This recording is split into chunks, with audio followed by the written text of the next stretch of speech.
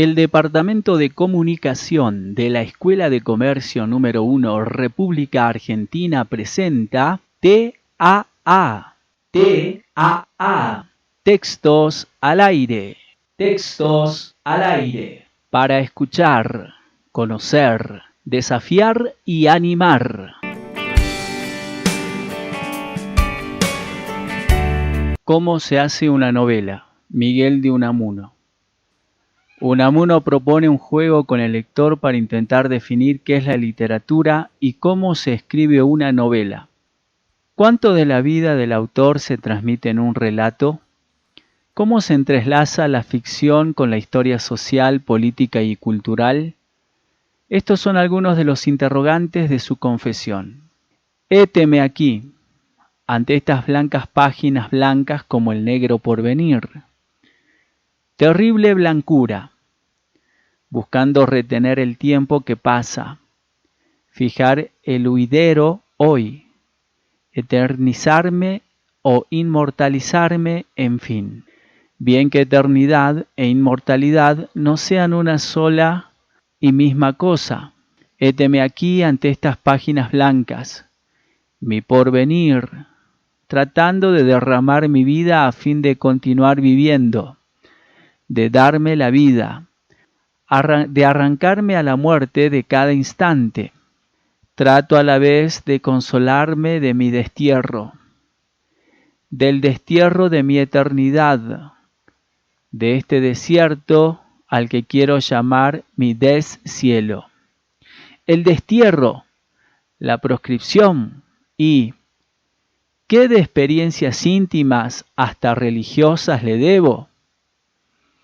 Fue entonces allí, en aquella isla de Fuenteventura, a la que querré eternamente, y desde el fondo de mis entrañas, en aquel asilo de Dios, y después aquí, en París, henchido y desbordante de historia humana, universal, donde he escrito mis sonetos, que alguien ha comparado, por el origen y la intención de los castigos escritos contra la tiranía de Napoleón el Pequeño por Víctor Hugo, en su isla de Guernesey. Pero no me bastan, no estoy en ellos con todo mi yo del destierro. Me parecen demasiado poca cosa para eternizarme en el presente fugitivo, en este espantoso presente histórico, ya que la historia es la posibilidad de los espantos. Recibo de poca gente, paso la mayor parte de mis mañanas solo en esta jaula cercana a la Plaza de los Estados Unidos. Después del almuerzo voy a la rotonda de Montparnasse, esquina del Boulevard Raspail, donde tenemos una pequeña reunión de españoles, jóvenes estudiantes la mayoría, y comentamos las raras noticias que nos llegan de España, de la nuestra y de la de los otros, y recomenzamos cada día a repetir las mismas cosas, levantando, como aquí se dice, castillos en Españas. A esta rotonda se le sigue llamando acá por algunos la de Trotsky, pues parece que allí acudía cuando desterrado de París ese caudillo ruso bolchevique. Qué horrible vivir en la expectativa, imaginando cada día lo que puede ocurrir al siguiente y lo que puede no ocurrir.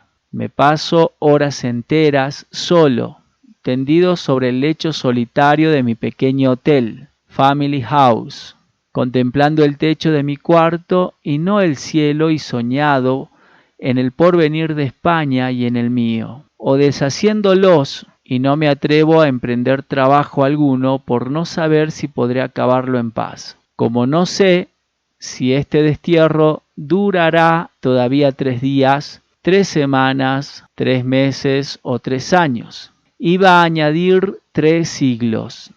No emprendo nada que pueda durar y, sin embargo, nada dura más de lo que se hace en el momento y para el momento. He de repetir mi expresión favorita, la eternización de la momentaneidad.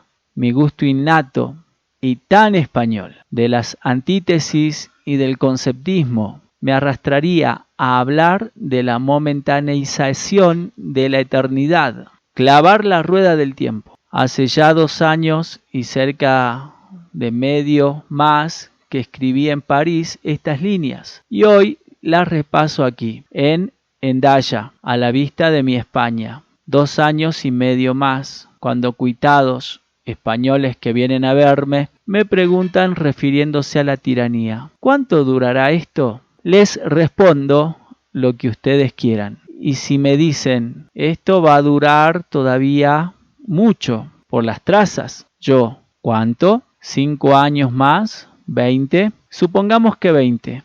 Tengo 63, con 20 más, 83, pienso vivir 90. Por mucho que dure, yo duraré más. Y en tanto a la vista tantálica de mi España vasca, viendo salir y ponerse el sol de las montañas de mi tierra, sale por ahí, ahora un poco a la izquierda de la peña de Haya, las 3 coronas, y desde aquí, desde mi cuarto, contemplo en la falda asombrosa de esa montaña la cola de caballo, la cascada de Uramildea. Con qué ansia lleno a la distancia mi vista con la frescura de ese torrente. En cuanto pueda volver a España iré, tántalo, libertado, a chapuzarme en esas aguas de consuelo. En estas circunstancias y en tal estado de ánimo me dio la ocurrencia, hace ya algunos meses, después de haber leído La terrible piel de Zapa de Balzac, cuyo argumento conocía y que devoré con angustia creciente, aquí en París y en el destierro de ponerme en una novela que vendría a ser una autobiografía. Pero, ¿no son acaso autobiografías todas las novelas que se eternizan y duran eternizando y haciendo durar a sus autores y a sus antagonistas? En estos días de mediados de julio de 1925, ayer fue el 14 de julio, he leído las eternas cartas de amor que en aquel otro proscripto, que fue José Mazzini, escritor de Judith Sidoli, un proscripto italiano, Alcestes de Ambris, me las ha presentado. No sabe bien el servicio que con ello me ha rendido. En una de esas cartas de octubre de 1834, Mazzini, respondiendo a su Judith, que le pedía que escribiese una novela, le decía: me es imposible escribirla, sabes muy bien que no podría separarme de ti y ponerme en cuadro sin que revelara mi amor. Y desde el momento en que yo pongo mi amor cerca de ti, la novela desaparece. Yo también he puesto a mi Concha, la madre de mis hijos, que es el símbolo vivo de mi España, de mis ensueños y de mi porvenir, porque en esos hijos en quienes he de eternizarme, yo también la he puesto expresamente en uno de mis últimos sonetos y tácitamente en todos, y me he puesto en ellos. Y además, los repito, no son en rigor todas las novelas que nacen vivas, autobiográficas, y no es solo por lo que se eternizan, y que no choque mi expresión de nacer vivas porque A, se nace vivo, B, se nace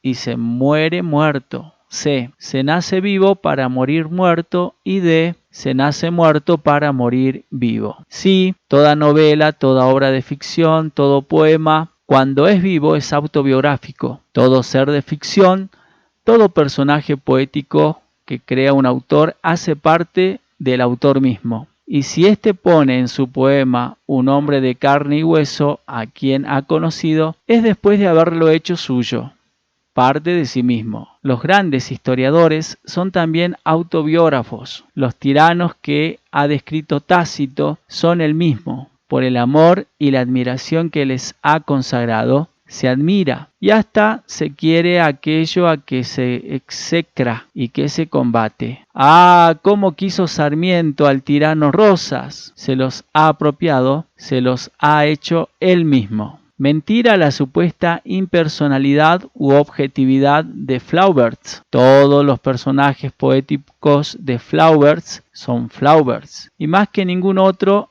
Emma Bovary, hasta Mr. O'Mais. ¿Qué es Flauberts? Y si Flauberts se burla de Mr. O'Mais, es para burlarse de sí mismo, por compasión. es decir, por amor de sí mismo. Pobre Bouvard, pobre Pécuchet.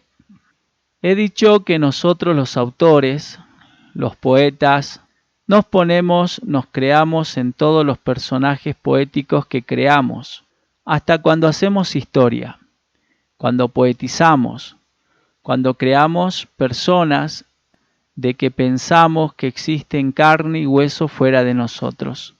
Todos los que vivimos principalmente de la lectura y en la lectura, no podemos separar de los personajes poéticos o novelescos a los históricos. Don Quijote es para nosotros real y efectivo como Cervantes, o más bien, tanto como aquel. Todo es para nosotros, libro, lectura. Podemos hablar del libro de la historia, del libro de la naturaleza, del libro del universo. Somos bíblicos y podemos decir que en el principio fue el libro o la historia, porque la historia comienza con el libro y no con la palabra, y antes de la historia del libro no había conciencia, no había espejo, no había nada. Vivir en la historia y vivir la historia, hacerme en la historia, en mi España, y hacer mi historia, mi España, y con ella mi universo y mi eternidad. Tal ha sido y sigue siempre siendo la trágica cuita de mi destierro. La historia es leyenda, ya lo consabemos, es consabido. Y esta leyenda, esta historia me devora, y cuando ella acabe me acabaré yo con ella, lo que es una tragedia más terrible que aquella en aquel trágico Valentín de piel de zapa, y no solo mi tragedia, sino la de todos los que viven en la historia, por ella y de ella, la de todos los ciudadanos, es decir, de todos los hombres, animales, políticos o civiles. ¿Qué diría Aristóteles? La de todos los que escribimos, la de todos los que leemos, la de todos los que lean esto. Y aquí estalla la universalidad, la omnipersonalidad y la todopersonalidad. Omnis, no es totus, no la impersonalidad de este relato, que no es ejemplo de egoísmo, sino de nos-ismo. Mi leyenda, mi novela, es decir, la leyenda, la novela de mí, Miguel de Unamuno, al que llamamos así, hemos hecho conjuntamente los otros y yo, mis amigos y mis enemigos, y mi yo amigo y mi yo enemigo, y aquí porque no puedo mirarme un rato al espejo, porque al punto se me van los ojos tras de mis ojos, tras su retrato, y desde que miro a mi mirada me siento vaciarme de mí mismo, perder mi historia, mi leyenda, mi novela, volver a la inconsciencia, al pasado, a la nada, como si el porvenir no fuese también nada, y, sin embargo, el porvenir es nuestro todo. Mi novela, mi leyenda, el Unamuno de mi leyenda, de mi novela, el que hemos hecho juntos, mi yo amigo y mi yo enemigo, y los demás, mis amigos y mis enemigos. ¿Seré como me creo o como se me cree? Y he aquí como estas líneas se convierten en una confesión ante mi yo desconocido e inconocible. Desconocido e inconocible para mí mismo. He aquí que hago la leyenda en la que he de enterrarme, pero voy al caso de mi novela. Porque había imaginado hace ya unos meses por hacer una novela en la que querría poner la más íntima experiencia de mi destierro, crearme, eternizarme, bajo los rasgos de desterrado y de proscripto. Y ahora pienso que la mejor manera de hacer esa novela es contar cómo hay que hacerla. Pero hay otro mundo novelesco también, hay otra novela, no la de la carne, sino la de la palabra hecha letra. Y esta es propiamente con la letra, pues sin el esqueleto no se tiene pie en la carne. Y aquí entra lo de la acción y contemplación, la política y la novela. La acción es contemplativa, la contemplación es activa, la política es novelesca y la novela es política. Y yo quiero contarte, lector, cómo se hace una novela, ¿Cómo haces y has de hacer tú mismo tu propia novela? El hombre de dentro, el intrahombre. Cuando se hace lector, contemplador, si es viviente, ha de hacerse lector, contemplador de personaje, a quien va, a la vez que leyendo, haciendo, creando, contemplador de su propia obra. El hombre de dentro, el intrahombre, y este es más divino que el transhombre o sobrehombre nietzscheniano. Cuando se hace lector, hácese por lo mismo autor, o sea, actor. Cuando lee una novela, se hace novelista. Cuando lee historia, historiador. Y todo lector que sea hombre de dentro, humano, es lector, autor de lo que lee y está leyendo. Esto que lees aquí, lector, te lo está diciendo tú a ti mismo y es tan tuyo como mío. ¿Me has comprendido, lector? Y si te dirijo así esta pregunta, es para poder colocar a seguida lo que acabo de leer en un libro filosófico italiano. Una de mis lecturas de azar, Le sorgenti irrazionali del pensiero, de Nicola Abagnano. Y es eso, comprender no quiere decir penetrar en la intimidad del pensamiento ajeno, no tan solo traducir en el propio pensamiento, en la propia verdad, la soterránea experiencia en que se funde la vida propia y la ajena. Pero, ¿no es esto acaso penetrar en la entraña del pensamiento del otro? Si yo traduzco en mi propio pensamiento la soterránea experiencia en que se funden mi vida y tu vida, lector, o si tú la traduces en el propio tuyo, si no llegamos a comprender mutuamente, a aprendernos conjuntamente, ¿no es que he penetrado yo en la intimidad de tu pensamiento, a la vez que penetras tú en la intimidad del tuyo, y que no es ni mío ni tuyo, sino común de los dos? ¿No es acaso que mi hombre de dentro, mi intrahombre, se toca y hasta se une con tu hombre de dentro, con tu intrahombre, de modo que yo viva en ti y tú en mí? Y no me saltes diciendo, lector mío, y yo mismo como lector de mí mismo, que en vez de contarte, según te prometí, cómo se hace una novela, te vengo planteando problemas, y lo que es más grave, problemas metapolíticos y religiosos. ¿Quieres que nos detengamos un momento en esto del problema? Dispensa a un filólogo helenista que te explique la novela, o sea, la etimología de la palabra problema, que es el sustantivo que representa el resultado de la acción de un verbo probagein, que significa echar o poner por delante, presentar algo y equivale al latino progicere, proyectar, de donde problema viene a equivaler a proyecto. Y el problema, ¿proyecto de qué es? De acción.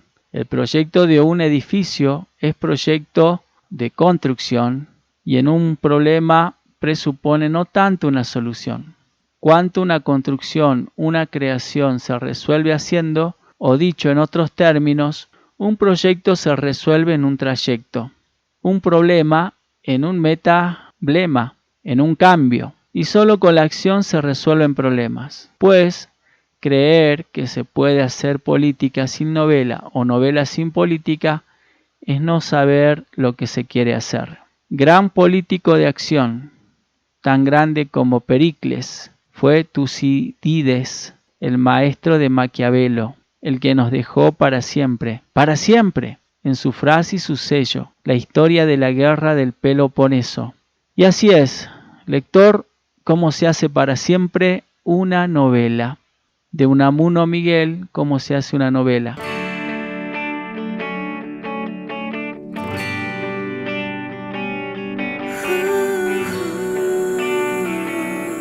TAA, Textos al Aire, fue una producción del Departamento de Comunicación de la Escuela de Comercio número 1, República Argentina. Por su atención, muchísimas gracias.